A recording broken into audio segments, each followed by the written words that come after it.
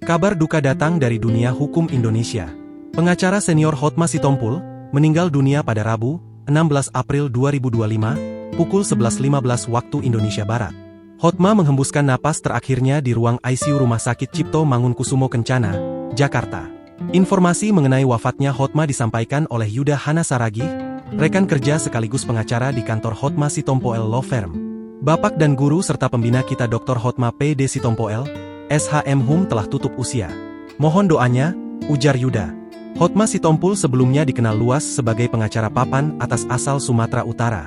Sepanjang karirnya, ia telah menangani berbagai kasus besar, termasuk perkara yang melibatkan sejumlah figur publik dan artis ternama di Indonesia. Selain aktif sebagai pengacara, Hotma juga merupakan pendiri Lembaga Bantuan Hukum Mawar Saron, sebuah lembaga non-profit di bawah naungan Yayasan Hotma Sitompul yang fokus pada pelayanan hukum bagi masyarakat yang kurang mampu. Hotma juga dikenal publik sebagai ayah tiri dari musisi Bams, mantan vokalis band Samsons. Kepergian Hotma Sitompul menjadi kehilangan besar bagi dunia hukum Indonesia.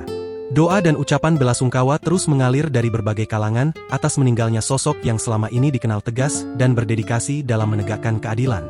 Download Tribun X sekarang, menghadirkan lokal menjadi Indonesia.